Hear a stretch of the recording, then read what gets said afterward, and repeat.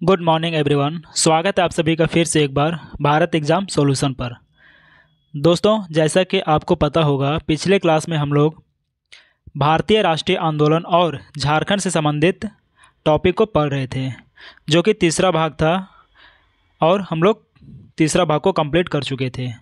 आज हम लोग उसी टॉपिक से संबंधित चौथा भाग को पढ़ने वाले हैं। तो चलिए बिना देर के आज के सेशन की शुरुआत करते हैं। दोस्तों, हम लोग पिछले क्लास में झारखंड में कौन कौन से ज़िले का कितना सहयोग और कितना योगदान रहा था और कौन कौन से व्यक्ति ने इस आंदोलन का नेतृत्व किया था, आइए उसके बारे में हम लोग जानने का प्रयास करते हैं। आज का जो सबसे पहला ज़िला है वो है पलामू ज़िला। पलामू ज़िला में चंद्रिका प्रसाद वर्मा एवं सोनार सिंह खरवार ने नमक सत्याग्रह का नेतृत्व किया। इस आंदोलन के दौरान महात्मा गांधी की गिरफ्तारी की खबर मिलने पर डाल्टनगंज एवं गढ़वा में 8 मई 1930 को तथा लातेहार में 11 मई 1930 को लोगों ने हड़ताल की। डाल्टनगंज में कांग्रेस का दफ्तर बंद करवाने में सरकार की मदद करने हेतु भोलानाथ सिंह नामक व्यक्ति को सरकार द्वारा राय बहादुर की उपाधि दी गई। राय बहादुर का उपाधि किन्हें दी गई थी? तो भोलानाथ सिंह को। अधुवन सहाय के नेतृत्व में सविनय अवज्ञा आंदोलन के दौरान झारखंड में संपूर्ण विकास किसान आंदोलन चलाया गया। स्वामी सहजानंद सरस्वती ने संथाल परगना क्षेत्र में किसानों की दशा सुधारने के लिए आंदोलन चलाया। वे 1938 में संथाल परगना आए हुए थे। नेक्स्ट है संथाल परगना। यहाँ पे मिस्टेक से यहाँ होगा संथाल परगना, ये सही है। सविनय अवज्ञा आंदोलन में राष्ट्रीय स्तर पर महिलाओं ने बढ़ चढ़कर हिस्सा लिया। इसी क्रम में संथाल परगना में शैलबाला राय के नेतृत्व में महिलाओं ने इस आंदोलन में अपनी उपस्थिति दर्ज कराई। संथाल परगना के कांग्रेसी नेता शशि भूषण राय को इस आंदोलन के सिलसिले में मुंगेर जाने के बाद वहां से गिरफ्तार कर लिया गया। आइए अन्य तथ्य में देखते हैं। इस आंदोलन के दौरान झारखंड में चौकीदारी कर न देने हेतु आंदोलन चलाया गया, जिसका नेतृत्व निम्न लोगों ने किया। JL साव ये पहला व्यक्ति हैं जिन्होंने नेतृत्व किया। दूसरा में है सीताराम दुबे। तीसरा में है महादेव पांडे, मथुरा सिंह, सरस्वती देवी और सबसे आखिरी जो है वह है चमन लाल। 1935 से लेकर के 1939 के बीच झारखंड में प्रमुख गतिविधियां। 1935 में पारित भारत शासन अधिनियम के अंतर्गत गवर्नरों को जनजातीय क्षेत्रों में बेहतर शासन प्रबंधन हेतु अधिक अधिकार प्रदान किए गए। 1936 ईस्वी में उड़ीसा को बिहार उड़ीसा संयुक्त प्रांत से अलग कर दिया गया तथा इसमें छोटा नागपुर के कुछ हिस्से जैसे गांगपुर क्षेत्र आदि को भी मिला लिया गया। नेक्स्ट पॉइंट है भारत शासन अधिनियम 1935 के तहत। भारत शासन अधिनियम 1935 के तहत जनवरी 1937 में झारखंड में स्थित क्षेत्रीय विधायी का चुनाव कराए गए। इसमें आदिवासियों हेतु 6 सीट सुरक्षित। इस चुनाव में कांग्रेस, छोटा नागपुर उन्नति समाज एवं किसान सभा ने भाग लिया, परंतु कांग्रेस के उम्मीदवार की ही जीत हुई। आइए नेक्स्ट पॉइंट की तरफ चलते हैं। इन चुनाव में इग्नेस बेक, बोनीफेस लकड़ा तथा देवेंद्र प्रसाद सामता तीनों आदिवासियों को सामान्य सीटों पर विजय प्राप्त हुई। इग्नेस बेक दिल्ली की संघीय विधायिका के, जबकि बोनीफेस लकड़ा पटना प्रांतीय विधानसभा के सदस्य बने। 30 मई 1938 को रांची में छोटा नागपुर उन्नति समाज की वार्षिक बैठक आयोजित हुई, जिसमें छोटा नागपुर उन्नति समाज के अलावा किसान सभा, छोटा नागपुर कैथोलिक सभा, मुंडा सभा एवं हो मालतो मारंग सभा का एकीकरण करके छोटा नागपुर संथाल परगना आदिवासी सभा का गठन किया गया। 1939 ईस्वी में इस संगठन का नाम परिवर्तित करके छोटा नागपुर आदिवासी सभा कर दिया गया। इस संस्थान का गठन दीकुओं के खिलाफ संघर्ष करने तथा आदिवासियों के लिए पृथक राज्य की स्थापना के लिए उद्देश्य के साथ किया गया था।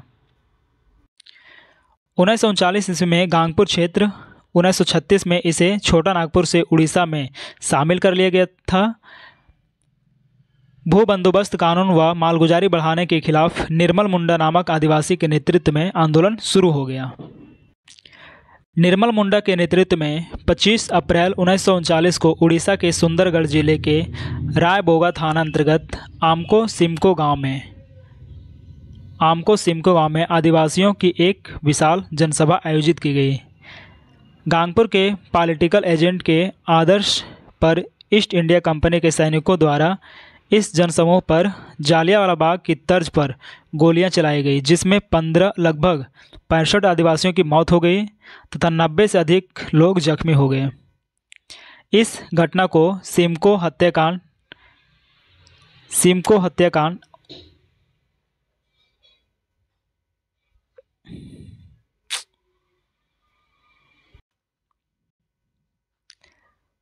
हत्याकांड या दूसरा जालियांवाला बाग हत्याकांड भी कहा जाता है। इस हत्याकांड के विरुद्ध छोटा नागपुर में भी व्यापक प्रतिक्रिया हुई। अब है अगला टॉपिक, कांग्रेस का रामगढ़ अधिवेशन। भारतीय राष्ट्रीय कांग्रेस के 53वें अधिवेशन का आयोजन झारखंड के रामगढ़ में 19-20 मार्च 1940 को संपन्न हुआ। यह झारखंड में कांग्रेस का पहला और एकमात्र अधिवेशन था। इस अधिवेशन के अध्यक्ष मौलाना अबुल कलाम आज़ाद थे। इस अधिवेशन के बाद 1941 से लेकर के 45 तक कांग्रेस का कोई अधिवेशन आयोजित नहीं हुआ, जिसके कारण मौलाना अबुल कलाम आज़ाद ही लगभग 6 वर्षों तक आज़ादी से पूर्व सबसे लंबे समय तक कांग्रेस के अध्यक्ष पद पर बने रहे। अधिवेशन के दौरान रामगढ़ में कांग्रेस के मुख्य द्वार का नाम बिरसा मुंडा द्वार यानी कि बिरसा मुंडा के नाम पर रखा गया था तथा सभा स्थल का नाम मजहर नगर यानी मजहर उल हक के नाम पर रखा गया था। इस अधिवेशन से पूर्व गांधी जी द्वारा 14 मार्च 1940 को रामगढ़ में खादी ग्रामोद्योग का शुभारंभ किया गया। 15 से 18 मार्च 1940 को रामगढ़ में कांग्रेस कार्यकारिणी की बैठक संपन्न हुई। 17 से 19 मार्च तक कांग्रेस विषय निर्वाचन समिति की बैठक आयोजित हुई। इस बैठक के पहले दिन डॉक्टर राजेंद्र प्रसाद द्वारा भारत तथा विश्व संकट पर मुख्य प्रस्ताव प्रस्तुत किया गया। पंडित जवाहरलाल नेहरू ने इस प्रस्ताव का अनुमोदन किया। इस अधिवेशन में जवाहरलाल नेहरू द्वारा सत्याग्रह का प्रस्ताव कांग्रेस का एकमात्र प्रस्ताव प्रस्तुत किया गया, जिसका अनुमोदन जेबी कृपलानी द्वारा किया गया। जवाहरलाल नेहरू द्वारा प्रस्तावित इस प्रस्ताव में 27 संशोधन प्रस्तुत किए गए, जिसमें से 14 संशोधनों को वापस ले लिया गया तथा 13 संशोधन भारी बहुमत से गिर गए। नेक्स्ट पॉइंट है, स्वागत भाषण डॉक्टर राजेंद्र प्रसाद द्वारा प्रस्तुत किया गया, जिसका अनुमोदन जेबी कृपलानी द्वारा किया गया। अधिवेशन को महात्मा गांधी ने भी संबोधित किया तथा अपने संबोधन में उन्होंने रचनात्मक, कार्यात्मक कार्यक्रम एवं अहिंसात्मक संघर्ष पर बल दिया। अबुल कलाम आज़ाद द्वारा अध्यक्षीय भाषण प्रस्तुत किया गया। इस अधिवेशन में पूर्ण स्वराज की प्राप्ति का लक्ष्य तय किया गया था तथा वयस्क मताधिकार पर आधारित निर्वाचित संविधान सभा द्वारा देश के संविधान निर्माण पर बल दिया गया। इस अधिवेशन में भाग लेने हेतु राज्य के विभिन्न भागों से टाना भगत पैदल चलकर रामगढ़ गए थे तथा इन्होंने महात्मा गांधी को 400 रुपये की एक थैली भेंट की। सम्मेलन के प्रमुख व्यक्तित्व, अध्यक्ष और पदस्थापित मौलाना अबुल कलाम आज़ाद यह स्वागत समिति के अध्यक्ष हुए। डॉक्टर राजेंद्र प्रसाद स्वागत समिति के उपाध्यक्ष बनाए गए थे। श्री कृष्ण सिंह एवं डॉक्टर सैयद महमूद यह स्वागत समिति के महासचिव बनाए गए थे। श्री अनुग्रह नारायण सिंह इनको स्वागत समिति के पदाधिकारी के रूप में निर्वाचित किया गया था। और लास्ट है श्री अंबिका कांत सिंह, इनको प्रचार पदाधिकारी बनाया गया था। नेक्स्ट है प्रमुख स्वयं सेविकाएँ। श्री ज्ञानचंद्र सोधी, सरला देवी, कुमारी इंद्रमती जुनाज, कुमारी तारा पटवर्धन, कुमारी प्रेमा कंटक, भ्योजो भटवरकर इस सम्मेलन में अन्य प्रमुख लोगों ने भागीदारी की। इनके प्रमुख योगदान इस प्रकार हैं। बिजली का प्रबंध किया गया कॉटन मिल्स के द्वारा और अभियंत्रण का कार्य रामजी प्रसाद वर्मा द्वारा किया गया। रामजी प्रसाद वर्मा द्वारा अभियंत्रण का कार्य किया गया। खादी प्रदर्शनी का आयोजन लक्ष्मी नारायण चरखा संघ के सचिव बनाए गए। बिहार की प्राचीन धरोहर पर आधारित स्मारिकाओं का वितरण जयचंद्र विद्यालय द्वारा किया गया। बिहार के ऐतिहासिक घटनाओं पर केंद्रित चित्रावली का वितरण जिसका चित्रांकन ईश्वरी प्रसाद वर्मा द्वारा किया गया था।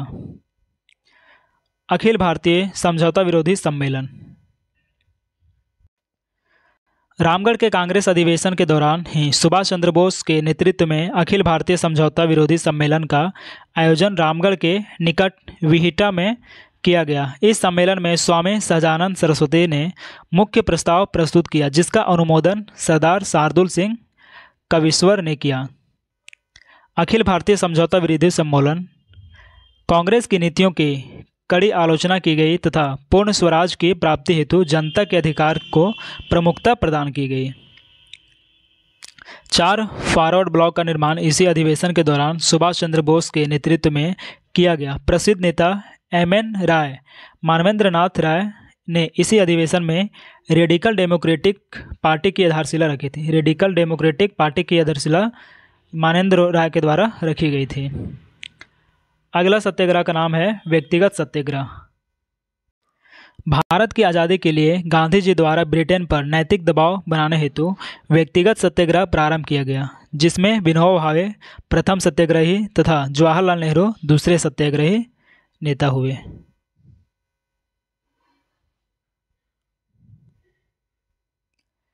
इसी सत्याग्रह के दौरान गांधी जी का अंतिम बार 1940 ईस्वी में झारखंड आगमन हुआ। इस सत्याग्रह के दौरान कई लोगों को झारखंड में गिरफ्तार भी किया गया।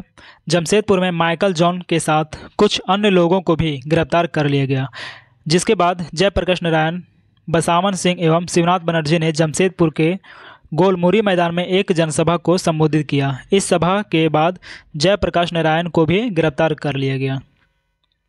इस सत्याग्रह के दौरान संथाल परगना में महादेवी केजरीवाल जिला कांग्रेस कमेटी के अध्यक्ष मोतीलाल केजरीवाल की पत्नी थी ने स्वयं को गिरफ्तार करने हेतु प्रस्तुत किया परंतु उपायुक्त ने उन्हें गिरफ्तार न करके उनकी गतिविधियों पर नजर रखने का आदेश जारी किया। अगला आंदोलन है भारत छोड़ो आंदोलन।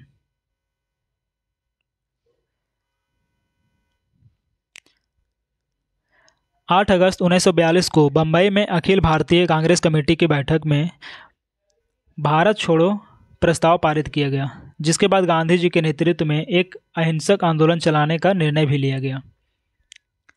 झारखंड में भी भारत छोड़ो आंदोलन में लोगों ने बढ़ चढ़कर हिस्सा लिया। इस आंदोलन के दौरान विभिन्न स्थानों पर सभाओं का आयोजन, जुलूस प्रदर्शन, आवागमन व संचार संसाधनों का बाधा पहुंचाने जैसी गतिविधियां संचालित की गई। इसी के दौरान रांची जिला का क्या योगदान रहा है आइए इसके बारे में जानते हैं। 9 अगस्त 1942 को रांची में हड़ताल रखा गया तथा 10 अगस्त 1942 को नारायण चंद्र लाहिड़ी को रांची में गिरफ्तार कर लिया गया। 14 अगस्त 1942 को रांची जिला के स्कूल के पास जुलूस निकाल रहे छात्रों को गिरफ्तार कर लिया गया। इसके अतिरिक्त रांची के प्रमुख नेता जानकी बाबू गणपत खंडेलवाल, मथुरा प्रसाद सहित अन्य कई नेताओं को भी गिरफ्तार कर लिया गया। 17 अगस्त 1942 को रांची में एक विशाल जनसभा का आयोजन भी किया गया जिसे अंग्रेज सैनिकों ने खदेड़ दिया तथा जिला कांग्रेस कमेटी के कोषाध्यक्ष शिव नारायण मोदी को गिरफ्तार कर लिया गया। दोस्तों आज का क्लास यहीं समाप्त होता है। उम्मीद है यह वीडियो आपको पसंद आया होगा। यदि आप इस चैनल पर नए हैं और वीडियो को पहली बार देख रहे हैं तो वीडियो को लाइक कर दें, चैनल को सब्सक्राइब कर दें और अपने दोस्तों के साथ शेयर कर दें। धन्यवाद। जय हिंद। मिलते हैं नेक्स्ट वीडियो।